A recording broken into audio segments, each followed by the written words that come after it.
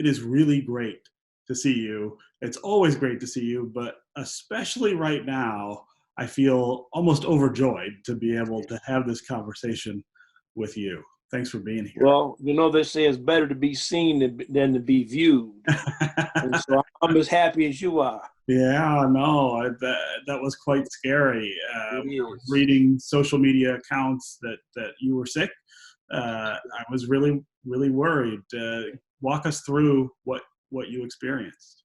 Well, I'm the kind of person who likes to, keep my word. And I had been working on this Greenwood Chamber of Commerce project from Tulsa.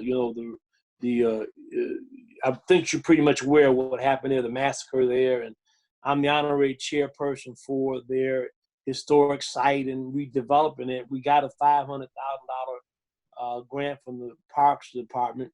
But I set up some meetings with Reverend Sharpton and some of Bloomberg's people. And the people were very adamant about not changing the date because it took so long to get this on the calendar. And I was like, hey, New York is the petri dish of this. We'll be fine. So flew in, went to the meeting, Stephen. On my way walking back to the hotel, something just overtook my body, And I thought for a moment maybe it was a sinus cold coming on or a fever. My wife's a nurse practitioner. She told me to get some Allegra D, which I did. Laid in the bed that night, I perspired. I had just extreme chills. At any rate, came home, and that Monday, I came home on that Friday. That Monday, I went to be tested. By the grace of God, my wife works in the hospital system. She's a nurse practitioner. I didn't have a fever, so the protocol that's normally required to be tested, I would not have passed. And I was able to be tested anyway. And I, basically got the results. But in the meantime, I began to self-quarantine myself. My wife went and took a test the next day, and our results came back within a day of each other. It took 10 days for it to happen. Yeah. But in the interim, I did come into the office a couple of times. My chief of staff is the only person here in the office because we had closed things down. They got sick because I was, talking with her at my desk, trying to figure out how we're going to pay people and keep things open and, reduce the amount of harm that people would have to experience in this crisis. Yeah. This is a scary disease. It's a scary time. Talk about the fear you might have had when you get that positive test back.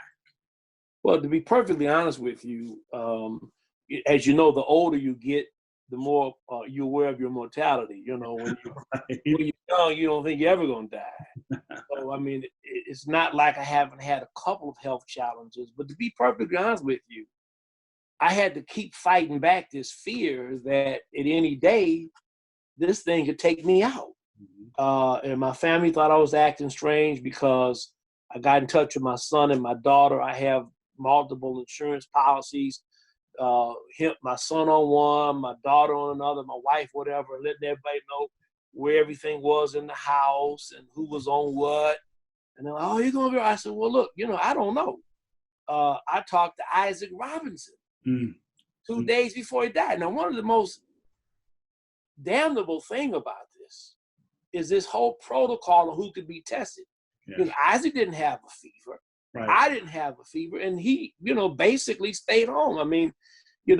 We were told early on this myth that African Americans were not succumbing or even contracting this.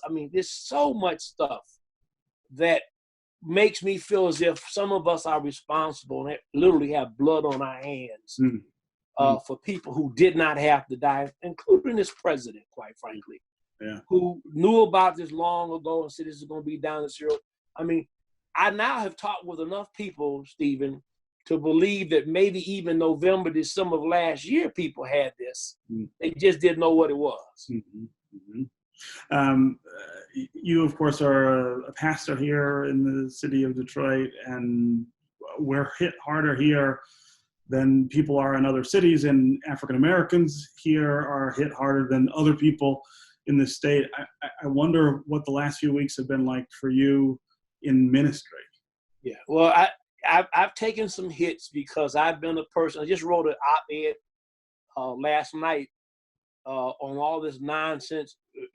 People going to church, having services, more concerned about perpetuating, payments to mortgage companies and all that nonsense.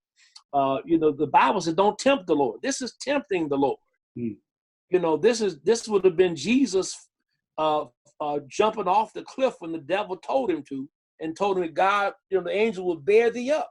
I mean, look, this is, I've had 41-year-old man in my church die. I'm doing 2 funerals back to back tomorrow and one on Friday of people in my church who have died. You don't think I wonder whether or not me having services up until 2 weeks ago maybe could have exposed my members? I mean, it's a possibility. I've asked God to forgive me because I didn't get my test results. I mean, I wasn't sure. So that's nonsense. I mean, people, we can get back to church, we can get on Zoom and Zoom him, but to be in close proximity doesn't make sense. And maybe this is a time for churches to look at their budgets and figure out whether or not, what they spend money on. I'm blessed, we're mortgage free. So I don't have to worry about that. But both with my church and with DABO, I've managed to be able to keep 95% of my people on staff and on payroll and have them work from home. So that's not the issue. The most important issue is, are we saving lives? Are we protecting our people? And that's what a good shepherd has been called to do. On the other end, Stephen, I have found more people who have been loosely connected with the church, had a modicum of sense of need for God, who now have become prophets, pundits, believers now, right? all kinds of prophecy.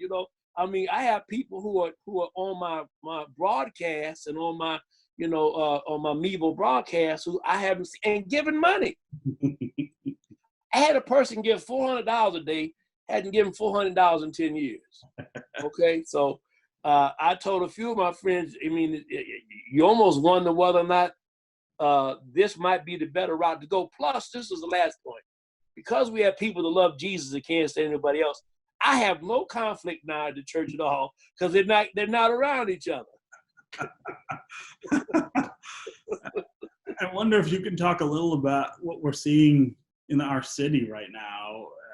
Your family has a very long history in this city of serving it, when things are good and when things are bad.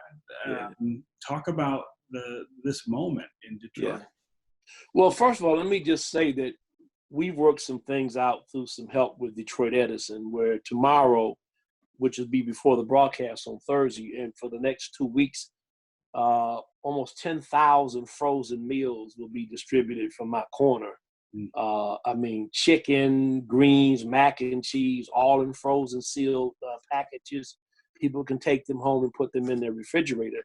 I think one of the things that we've seen, Stephen, is the degree to which people have arisen and said, we need to do things to mitigate the harm that this has had upon people. I will tell you this, I've had my issues with the mayor. There's no question about that, but I do think in real time, they've listened to my voice. I've been in touch with Alexis Wiley. The testing protocol where people don't have cars, don't have primary care physicians. That's not just poor people. I know folks with insurance, who have PhDs that don't have a primary care physician. The emergency room is normally ours. Mike should have known that. So in real time, a lot of that's been adjusted. I've also come to find out from the governor and other people, a lot of that is because they didn't have the stuff. I mean, and we see a president who then wants to punish our state because the governor speaks up and advocates, as I am a pastor and shepherds my people, she's trying to do hers. Thirdly, I think that, there are a lot of other folks who are not known and named. I've seen people around me that I've never seen do anything for anybody, who've been so moved by this crisis, who have stood up and done things. You see it all the time on TV, but there are thousands of more people without whom this would have been a lot worse. worse. I think, we've got a lot to go. There's a lot of unknown information still. For example, with me, I still don't feel 100%. I had a same kind of conference with my cardiologist yesterday. My primary care physician is saying to me that it may be 6 to 8 weeks before I get back to normal. Thanks for being with us. All right, my friend.